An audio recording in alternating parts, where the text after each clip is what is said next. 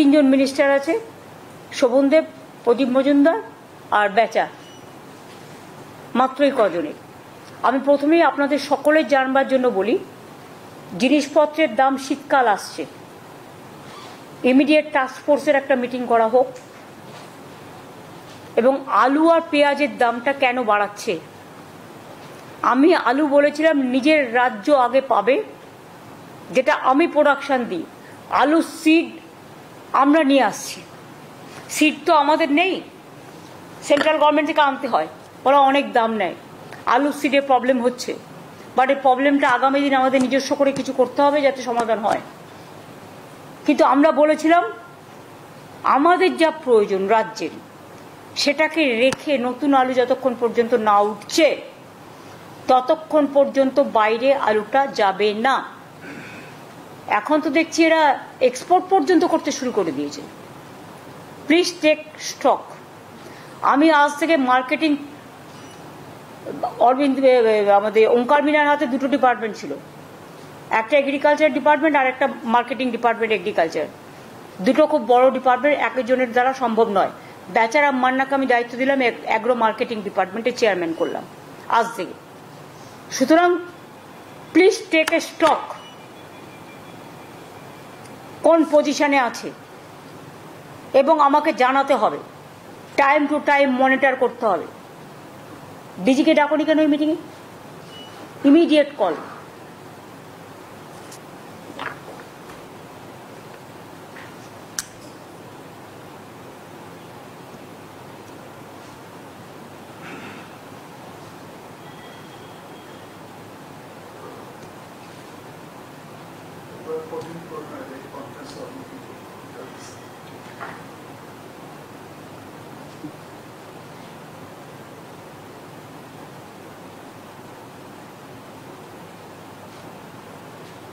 সেরকম যদি করে বাংলার আলু বাইরে চলে যায়, আমার প্রয়োজন মিটিয়ে তারা বিক্রি করুক, আমার কোনো আপত্তি নেই। আমি তো বলেই দিয়েছিলাম এবং আমি ছাড়তেও শুরু করেছিলাম, ছেড়েও ছিলাম অনেকটা।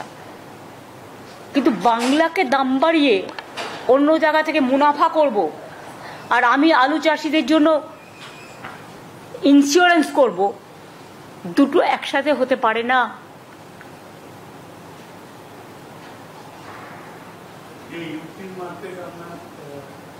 আমি অন্য কোনো রাজ্যের সাথে আমার মার্কেটের তুলনা করব না। It depends on state to state. সব জায়গায় দাম বেড়েছে বলে আমাকেও দাম বাড়াতে হবে, তার কোনো মানে নেই।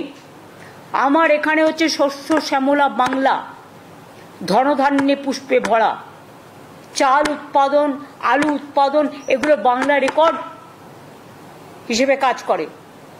আমি সেখানে অন্য রাজ্যকে বাড়তে দেবো, আমার জিনিস দিয়ে সাপ্লাই করে দেবো, আর আমার নিজের রাজ্যে দাম বাড়াবো, এই যুক্তি হতে পারে না। আমার নিজের রাজ্যের মানুষ খেয়ে তারপর যদি থাকে, আমি নিশ্চয়ই সেটা বিক্রি করার সুযোগ করে দেবো। ইভেন আমি একথাও বলেছিলাম যে তোমার যদি পড়ে থাকে আমি আইসিডিএসে নিয়ে নেবো, আমি মিড ডে মিলে নিয়ে নেবো, তোমাদেরটা যাতে নষ্ট না হয় আমরা দেখব।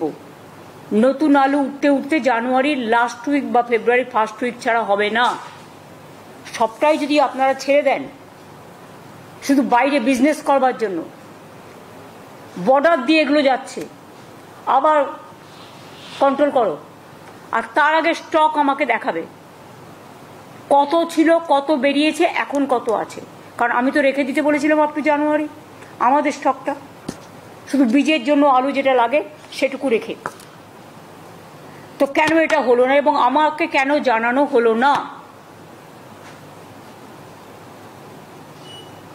আমি বলেছিলাম 1 লক্ষ করে করে আমি ছাড়বো, ছাড়তেও শুরু করেছিলাম, তারপরে যতটা পেরেছে নিয়ে নিয়েছে।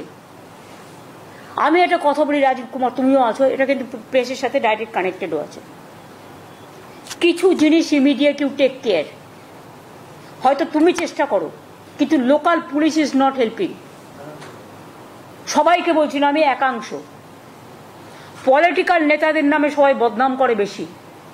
5 টাকা খেলে 500 টাকা বলে দেয় চোর। কিন্তু পলিটিক্যাল নেতারা টাকা খাওয়ার আগে 10 বার ভাবে জনগণের টাকা খাওয়া কি উচিত। তাদের নিজস্ব একটা দায়বদ্ধতাও থাকে। কিন্তু লোয়ার লেভেলে কিছু অফিসার্স, কিছু কর্মী যারা এই গভর্নমেন্টকে ভালোবাসে না, এবং তোমার পুলিশেরও কিছু লোক তারা টাকা খেয়ে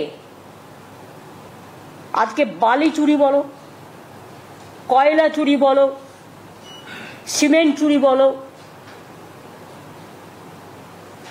জয়গাঁও তো এত পাথর পড়ে আছে, ভেঙে কেন তোমরা টেন্ডার করছো না?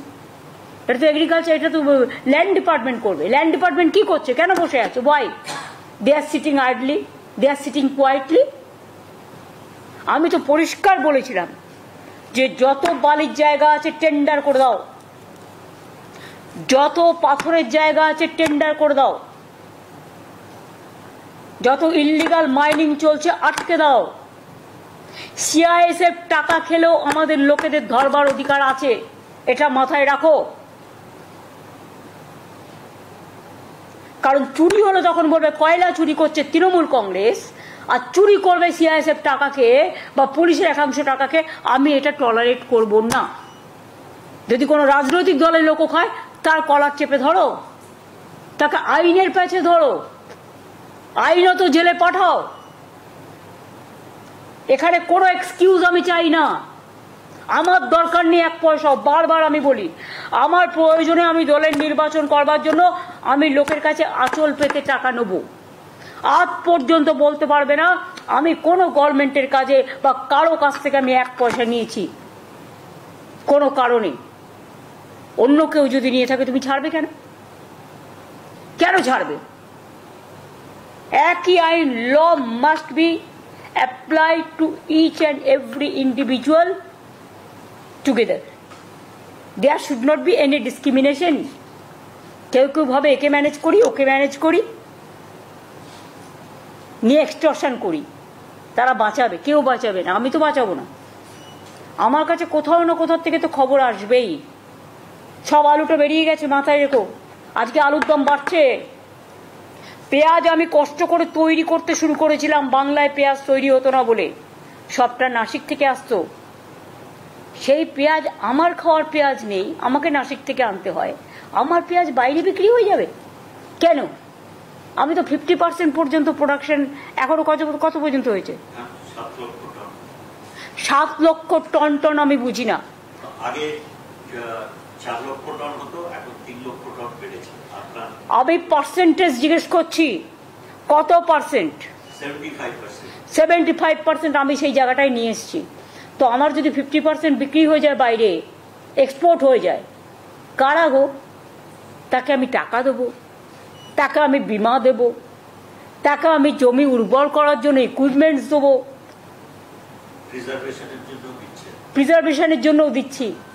আর কিছু লোক বিজনেস করতে গিয়ে কমার্শিয়ালি স্টেটকে এক্সপ্লয়েট করবে, এটা যারা চাষি তারা করে না, এটা কিছু মিডল ম্যান আছে তারা করে, যারা দালালি করে সমাজটাকে শেষ করে দেয়। আর সেই দালালির টাকা তারা ভাগ দেয় একে একে তাকে। এটা যাতে না হয়, ইচ অ্যান্ড তুমি এসটিএফকে স্ট্রং করো, অ্যান্টি করাপশন ব্যুরোকে স্ট্রং করো।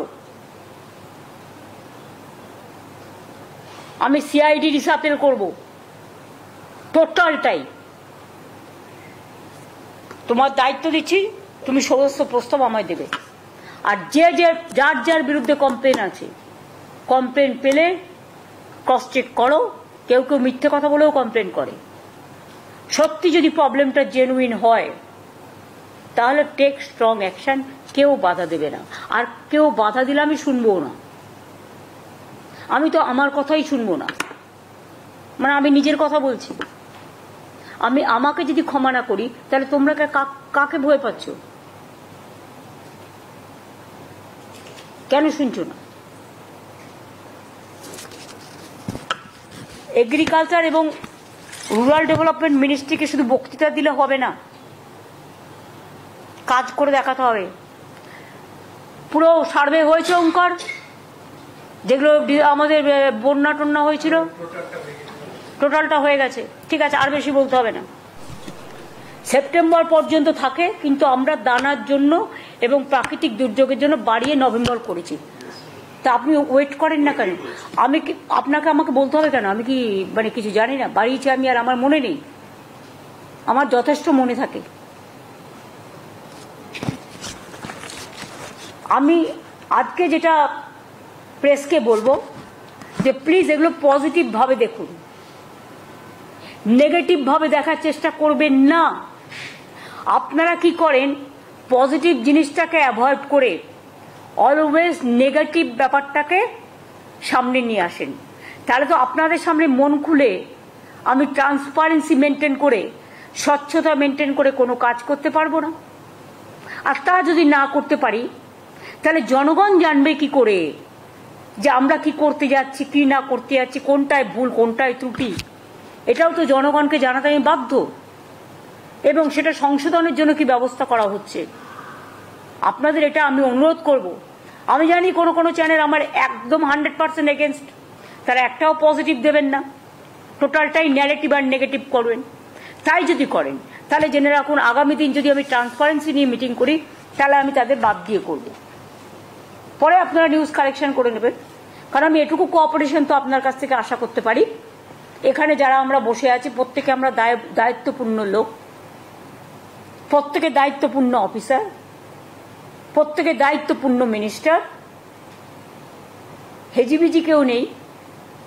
আপনাদের ওখানেও যারা আছেন আমিও আশা করি আপনারাও গুরুত্বপূর্ণ লোক, আপনারাও দায়িত্ব নিয়ে কাজ করেন। এইটুকু দায়বদ্ধতা আপনাদের কাছে আমি আশা করব। আর তা নাহলে আপনাদের সামনে মিটিং আমি করব না। পরে আমায় বলতে পারবেন না কেন টিভিতে হচ্ছে না, কেন আমাদের সামনে হচ্ছে না, লাইভ স্পিকিং কেন হচ্ছে না। এটা আমার একটা পার্ট, যা ইনস্ট্রাকশন দেওয়ার আমি দিয়ে দিলাম। টাস্ক ফোর্সের মিটিংটা ইমিডিয়েট করো, দেখে নাও। আর রাজীব জেলায় জেলায় ইনস্ট্রাকশন দিয়ে দাও এবং রিপোর্ট দিতে বলো।